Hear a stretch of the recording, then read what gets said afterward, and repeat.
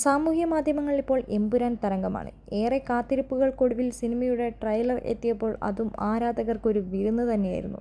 സിനിമയിലെ cameo റോളുകളെക്കുറിച്ച് social മീഡിയയിൽ നിർത്താതെ ചർച്ച തുടരുകയാണ്. പല രാജ്യത്തെ നിരവധി നടന്മാരുടെ പേരുകളാണ് എത്തുന്നത്. ഇപ്പോഴിതാ ഒരു തമിഴ് മാധ്യമത്തിന് നൽകിയ അഭിമുഖത്തിൽ സിനിമയിൽ ഷാരൂഖ് ഖാൻ അഭിനയിച്ചിട്ടുണ്ടോ എന്ന ചോദ്യത്തിന് തഗ് മറുപടിയുമായി എത്തിയിരിക്കുകയാണ് മോഹൻലാൽ. ഷാരൂഖ് ഖാൻ, മമ്മൂട്ടി തുടങ്ങിയവർ സിനിമയിൽ ഉണ്ടെന്ന് കേൾക്കുന്നു. സാധ്യതയില്ല. ട്രെയിലറിൽ ഒന്നും കണ്ടില്ല. അതിനെക്കുറിച്ച് എന്താണ് പറയാനുള്ളത് എന്നാണ് അവതാരകൻ ചോദിച്ചത്. ഷാരൂഖ് ഖാൻ പാവം, അദ്ദേഹം ഒരു സീൻ അഭിനയിച്ചു, പക്ഷേ അത് കട്ട് ചെയ്ത് കളഞ്ഞു എന്നാണ് മോഹൻലാൽ നൽകിയ മറുപടി.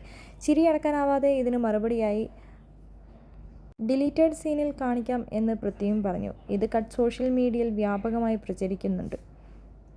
അതേസമയം എമ്പുരാൻ മാർച്ച് 27-ന് ആഗോള റിലീസിനെത്തും.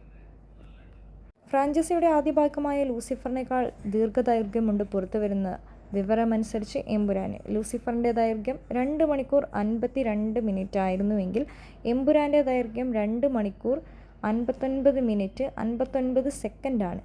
വമ്പൻ സിനിമാ നിർമ്മാണ വിതരണ കമ്പനിയായ ഹോംബാലോ ഫിലിംസ് ചിത്രത്തിൻ്റെ കർണാടക ഡിസ്ട്രിബ്യൂഷൻ ഏറ്റെടുത്തിരിക്കുന്നത്. ദൽ രാജുവിൻ്റെ ഉടമസ്ഥതയിലുള്ള ശ്രീ വെങ്കടേഷ് ക്രിയേഷൻസ് ചിത്രം ആന്ധ്ര, തെലങ്കാന സംസ്ഥാനങ്ങളിൽ വിതരണം ചെയ്യുമ്പോൾ അനിൽ തടനടി നേതൃത്വം നൽകുന്ന എ ഫിലിംസാണ് ചിത്രം നോർത്ത് ഇന്ത്യയിൽ എത്തിക്കുന്നത്. കേരളത്തിൽ ആശീർവാദും തമിഴ്നാട്ടിൽ ഗോകുലം മൂവീസുമാണ് വിതരണം നടത്തുന്നത്.